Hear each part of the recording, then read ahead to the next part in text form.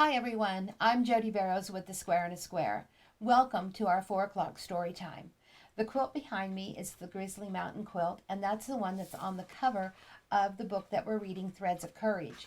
It's the third book in a series. The first one is Change, the second one is Hope, and you can find all of our books and fabric and kits and a kit for the Grizzly Mountain on our website, squareinaSquare.com. Also, the novels can be purchased there. If you're an e-reader, just go to your favorite location of purchasing your ebooks and look for Jodi Barrows and then the Threads series, and you'll be able to find them there and add them to the reader that you enjoy the most. So in our book, we are marching very heavily into the end of 1860 with the election of Lincoln and the Civil War coming into reality very, very quickly. We're going to start in on chapter 24 and on page 167, and it's Christmas Eve of 1860. Emma poured popcorn into a bowl. The little girls each took a piece and pushed it on the needle and then slid it down a string as the popcorn roping began to form. Careful, Sophie, don't poke your fingers, Liz warned her youngest daughter as she helped her guide the flake onto the needle. Maddie, you're doing very well. Can I put it on the Christmas tree when I'm done? Maddie asked, but never removed her concentration from threading the popcorn flakes.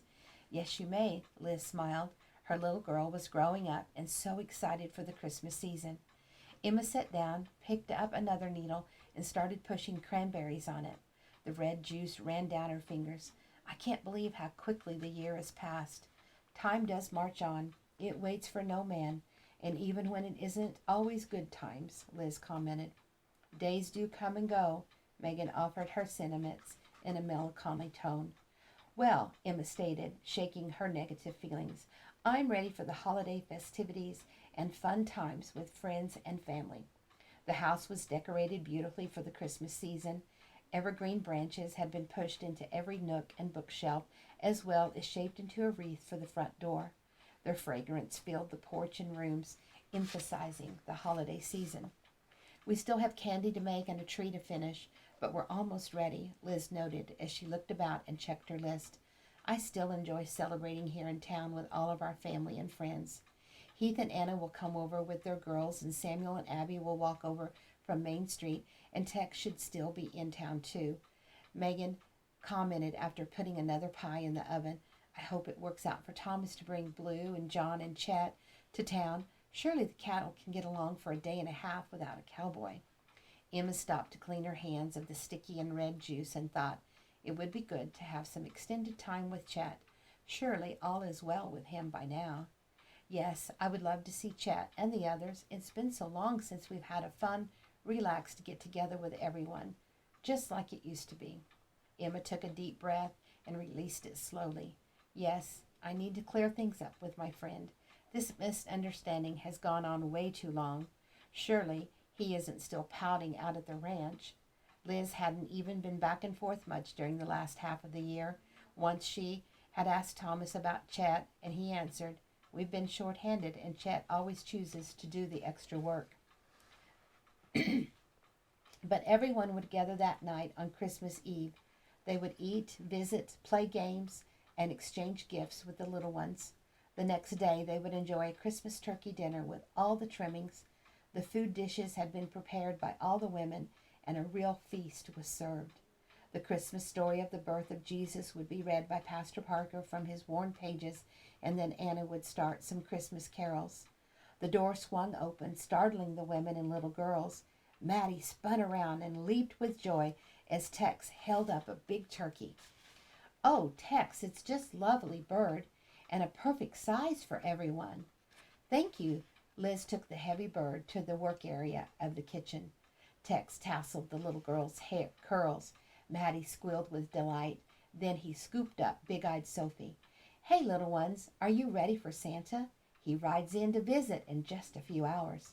Really? Maddie squealed with excitement and put her arms around Tex's neck. She rubbed his white, whiskery stubble and placed a kiss on his cheek.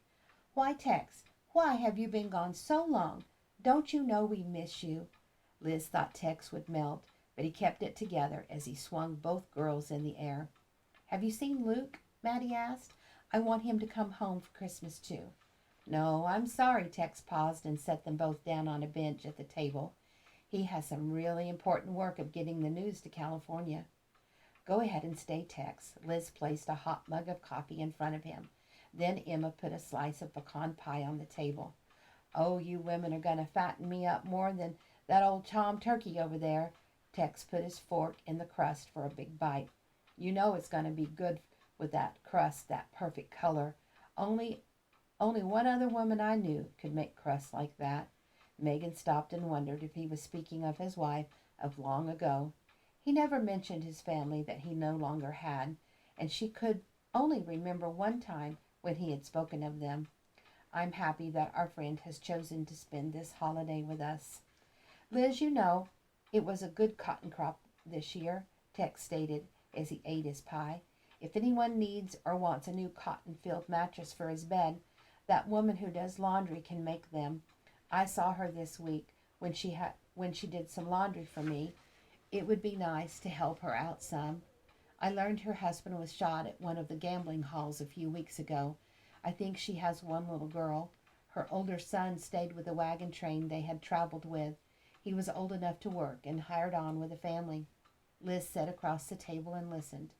I will, she said, concerned. We could use one at the ranch, and I'll spread the word at the mercantile, too. The girls were busy at the tree, putting on the last ornaments that they had made. Liz took the opportunity to talk with Tex. What do you really think about this talk of war? She asked quietly. A little surprised at her question, Tex looked at Liz. You want to know what I really think? She shook her head yes. Tex, I need to be prepared. We have 3 million slaves in the South and 6 million other citizens. Most aren't slave owners, just hard-working people like you and your family. Tex took a sip of the hot coffee and rested his fork. Old Eli didn't have a clue that the cotton gin he made would increase the slave labor like it has. We went from 100 bales a week to 1,000 or more bales. That machine made that white, fluffy stuff turn into white gold. It's been a steady progression to where we are today, and I, for one, am ready to get it settled. America can't be all it can be until this issue is settled. I do think Lincoln is the man to do it. We have only one gunpowder factory in the South and no gun factory, and only 30% of the railroad tracks. Hopefully, it will be a short fight and we can get on to being great again and put this issue of owning a man behind us. He paused again, took a bite, and had another drink of coffee. We have a job to do, and we will be great at it. Tex then looked at Liz real serious. I hope all your menfolk come home safe. You know I'm going to do my best to get them all back to you. Liz placed her hand over his. Thank you, Tex, for telling me straight, and thank you for your promise, she stated seriously. Liz, celebrate real good tonight and tomorrow. We might need to hold on to it for a while. Nodding her head in understanding, Liz blinked back a tear. Okay, Maddie, Tex called out. Get those checkers out. I think I'm going to beat you, he snickered as he turned his thoughts and attention to the always bubbling Maddie. Liz placed her hand on Tex's shoulder as she stood to go prepare the turkey. Megan heard her horses out front and a single wagon pull in, then voices on the steps as everyone started arriving to celebrate on Christmas Eve. During supper, Emma could feel Chet's eyes on her. She smiled when she brought the coffee pot to the table and refilled his cup. She leaned closer and quietly said, Chet, it's pretty nice outside. Let's go out to the porch to talk. He looked up at her invitation and nodded. It wasn't long till the dishes were clean and she looked for Chet. She stepped out on the porch and he came from the barn where he had been checking the horses. Guess you've been real busy at the ranch, short-handed and all. Emma started the conversation. I miss seeing you at the restaurant and on weekends and at church. He stepped up on the porch and leaned against a post. It's been busy, that's all. Chet, she asked, and he looked her way. Let's be honest with each other. I don't think either of us know what has happened and what changed between us. She leaned forward in her chair. Chet was quiet. He swallowed and looked away, thinking back. It seemed so long ago. I'm not sure it really matters anymore. Chet's voice was low as he looked back at Emma with a deep sadness reflected in his eyes. Emma felt sorry for her friend. She never meant him any harm or hurt, but she still needed to know what happened. I think we need to work this out, Chet. You're my friend, and I can tell you are still upset with me. She paused. What did I do? Well, he stammered. I just thought. He stopped again. It's like this. Chet stood up straight and started over again. I came into town one day during the middle of the week. I was dropping off something at the smithy for Thomas. I was going to have lunch with you while I waited for Luther to fix it. And I saw you. Chet stopped mid-sentence. Emma couldn't imagine what he had seen. She didn't remember any of it. What exactly did you see? I saw you laughing and talking with a cowboy in front of your place on the boardwalk. Chet was embarrassed to admit the sight had made him jealous. I don't know what happened. I was surprised by the way I felt. I was angrier and angrier the longer I watched the two of you. I thought you were interested in another person. That's when I realized I had feelings for you. The longer I stayed away or thought about it, or the more I tried to fix it, the worse it got. Emma sat silent. She had never known that he had come to town that day. To be truthful, she didn't even remember the cowboy.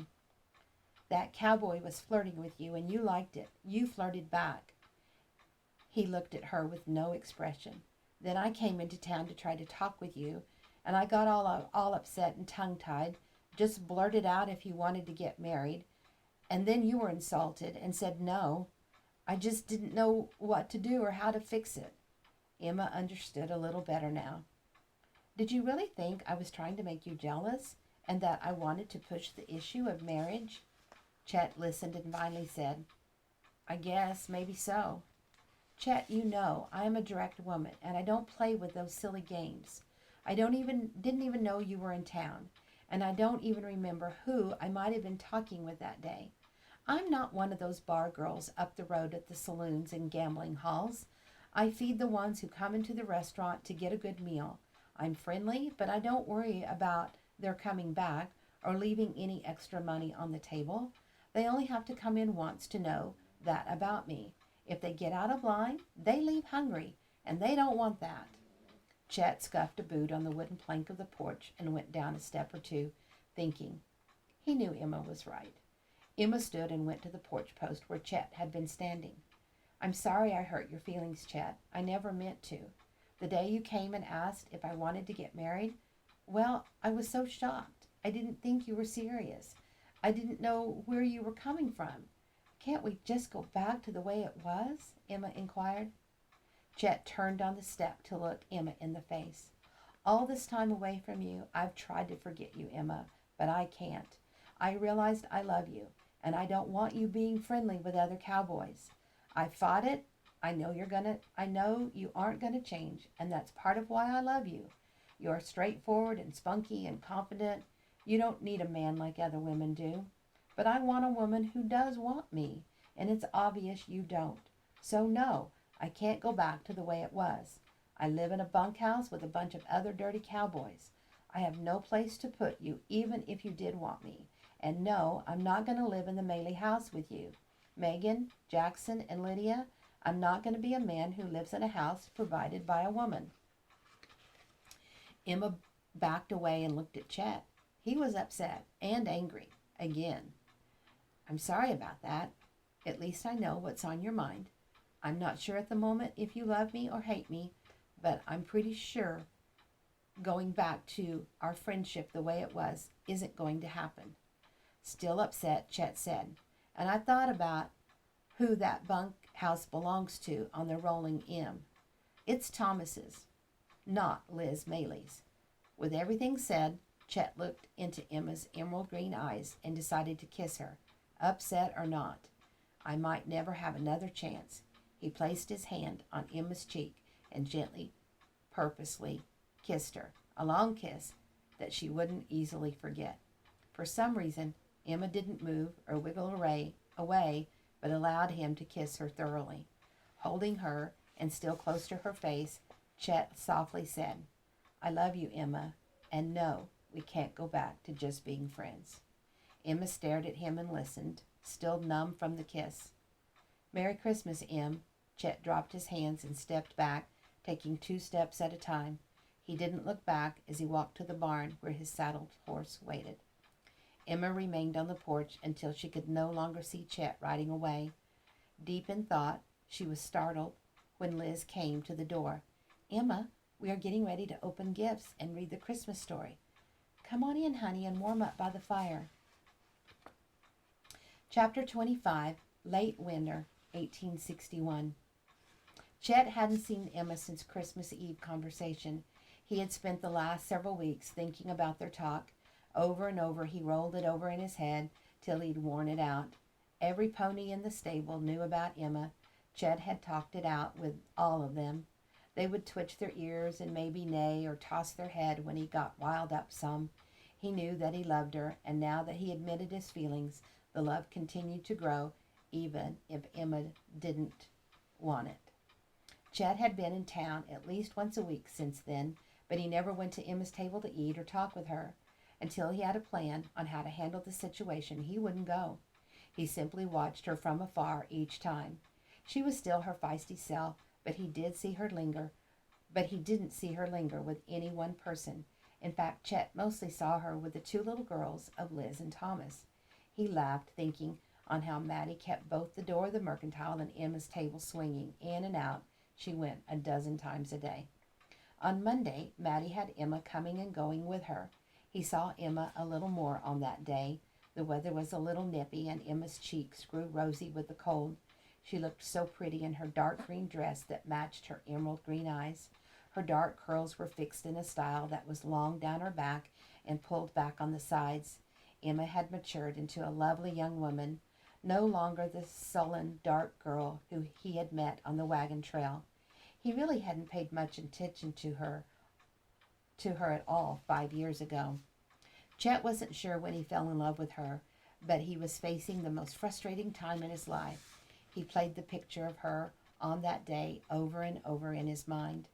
Thomas came into the barn where Chet was currying down the workhorse of the day. Chet nodded at Thomas and grabbed a different brush for the mane. He liked his horses to look and feel good. How did things go today? Thomas asked. Good. Brought all of the horses in the pasture close to the house. Yeah, Thomas replied. I saw them. They look good. I had time, so I went to look over the cattle. It won't be much work to bring them in closer tomorrow. Even with John and Blue working as freight hands this week for Liz, we should be able to get it done quickly. Chet continued brushing as he talked over the workload with his boss. Thomas nodded his head in agreement. He lingered and was quiet, waiting to see if his friend needed to talk some more. Liz had pushed him some, trying to see how Chet and Emma were. Emma had kept her silence with the women, and Chet had been silent with the men. Everyone kept going about work as normal, when all the while everyone knew Chet loved Emma, even little Mattie. Everything okay, Thomas? Chet looked over the top of the horse. I mean, everything other than politics on all of our minds?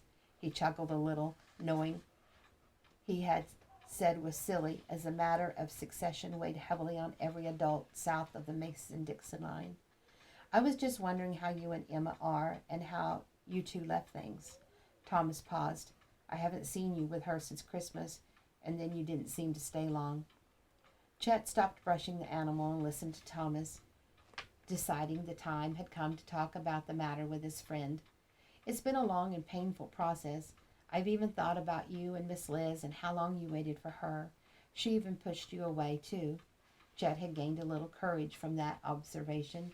I don't know how you could do that, Thomas, Chet exclaimed. Thomas could hear the pain in Chet's voice and thought back to his years of waiting. I knew I loved her and had to convince her to love me back. Once we worked it out, it's been the best years of my life. What do I do, Thomas? How do I convince her? Chet came around the horse to sit on a hay bale.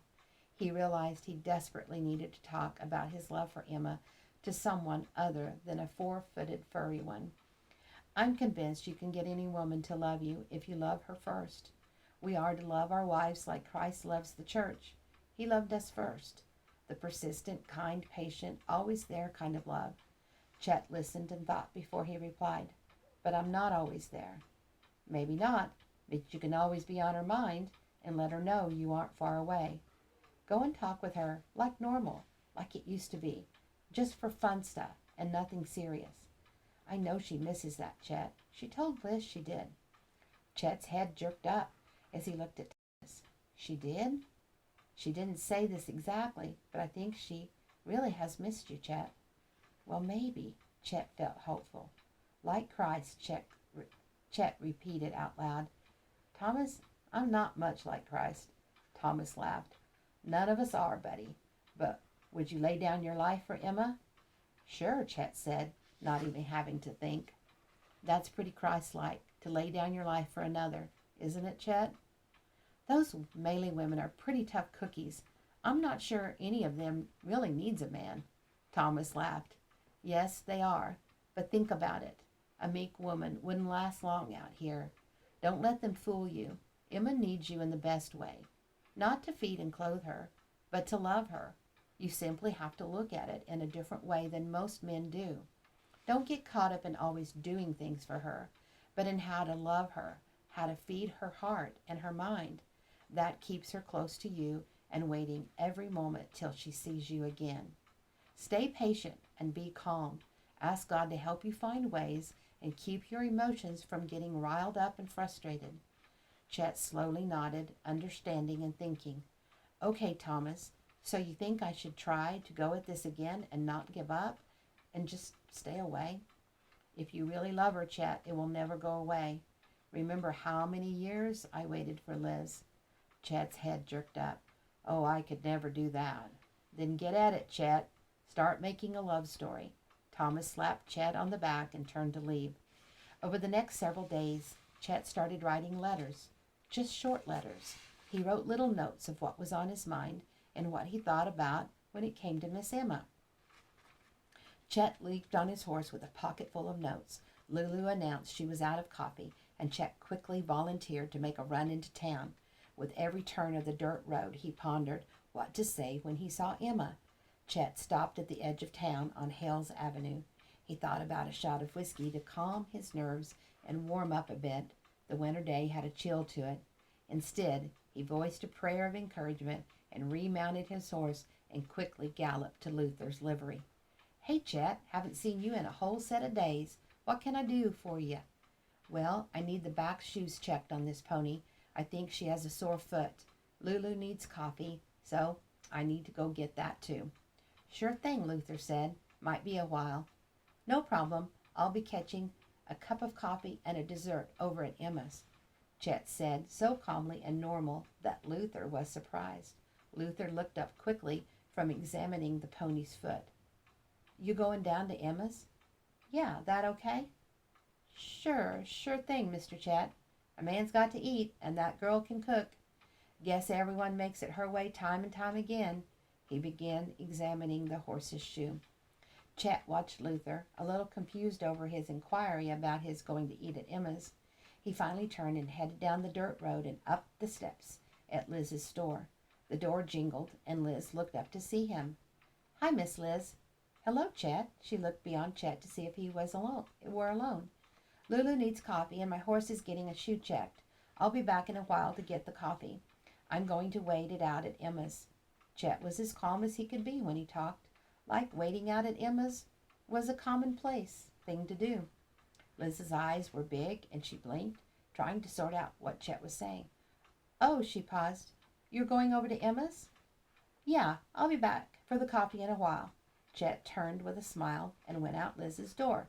He walked a few steps to Emma's and pushed open the door. I'll be right with you, Emma called out. She had her back turned and didn't know who had come into the restaurant. She pulled the last bit of chocolate icing across the chocolate cake. Chet walked closer and watched her place huge pecan halves in rows on the cake. She then put a sheet of cookies in the oven. Emma was drying her hands as she turned to care for her customers' needs. Chet was quite close now. Her eyes took in his chest, then quickly traveled up to Chet's eyes. She was taken back by surprise, but Chet let no vibes off that he was. In fact, he was cool and calm. Chet stepped back, pulled his arms away from his sheepless coat, brushed his long hair from his face, and sat down. Emma watched, unaware she wasn't working or talking. She finally stuttered, Would you like some coffee? Thank you, Emma, I would. It's right cold out today.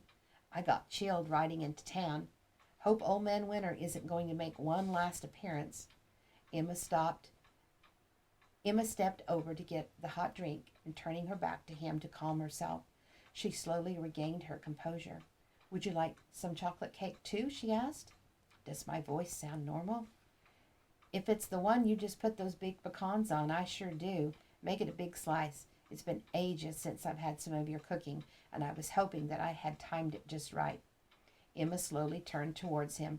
Just what was getting into him, she wondered. Sure, Chet, I'll cut you a double slice. Bringing the cake to him, she eyed him with more composure. Watching as Emma set the plate in front of him, Chet patted the table and asked, Got time to sit with me a while? Your cookies aren't ready yet. Emma locked eyes with Chet. Em, please sit with me a minute. Pulling out the chair, Emma slowly sat down. Calmly, Chet pushed his fork into the warm cake and cut off a good-sized bite, putting it in his mouth, savoring the taste, and smiling with delight. You still got it, Em. You know, Lulu is a right good cook, but once you've tasted the food at Emma's table, nothing compares. Emma sat properly across the table, speechless at his glowing compliments. So, Emma, what's been going on in town? Much action this chillin' time of year? He took another bite and a drink of coffee. Emma relaxed some. No, pretty quiet. She drew her words out. Chet talked and carried the conversation. She got up to take out the cookies and put another tray into the hot oven. He told her about the horses and some new calves, about Callie the cat with 9 lives and 1 crooked ear. He didn't mention war or politics or their past uncomfortable encounters. Emma thought, it's as if that never happened. She stopped to sit at the table with him, and they laughed together. By the end of the afternoon, she had shared some funny stories of things that had happened in town. Luther showed up at the door to inform Chet that his horse was ready. Mr. Chet, he looked around. When Chet called, Hey, Luther, come in. I'll buy you a piece of Emma's cake. The blacksmith looked suspiciously from one to the other. Sure, Luther, come on in, Emma said with more joy in her heart than she had felt in months. Chet smiled. Seeing Emma's delight, he felt real joy too, not just the kind he had pushed up over the past. Well, glory be, Luther said as he sat down with Chet and Emma. What an unusual group of friends, Luther thought. Miss Emma, you're happy today. Yes, Mr. Walker, I am, she smiled and placed his cake in front of him. How is that horse? Chet asked. She's good. The shoe needs to have a little work. Her hoof might be tender, stone bruised from the pebble that was lodged in it. If you want to take my horse and let the mare rest a day or so, I'll take good care of her. Might even use some of Emma's lavender she loves so much. It seems to be good on most anything, man or beast. Miss Emma, Luther asked, how did you know about that? I only knew an old slave in Mississippi who could brew that up like you do. Really? Emma asked. I learned it from an old slave at my daddy's plantation in Mississippi. Luther sat up straight. Your pappy had slaves and a plantation in Mississippi? Yes, Emma answered, thinking maybe she shouldn't have answered so readily. Close to Vicksburg, she said slowly. 2 were my good friends, and I hated to leave them behind. Isaac took care of horses, and I learned so much from him. Papa didn't like my visiting the stables, but I loved horses so much I would sneak off and go there. Luther listened, letting her talk. Maybe I could learn more from her. He tried to remove all evidence of the shocked look he had displayed earlier at an unexpected announcement. Then my housemaid Nellie was close to my age. I wanted to bring her with me here. I miss Nellie. Emma grew quiet as she thought about her friend. Chet had also learned some things he hadn't known about Emma. He didn't know much of anything about her life in Mississippi, except she wasn't fond of her parents, especially her father. Before Chet left for home, riding one of Luther's horses, he decided to leave one note for Emma by her flower bin. Since he would have to return Luther's horse, he decided to take the others back to the ranch with him. Even though his mind was elsewhere, he didn't forget the coffee for Miss Lulu. And we'll finish our reading today. Our next story hour will be ready to start with chapter 26 and page 184. We are making good progress through our novel, through our book, and it won't be long, and we will be at the end of our story.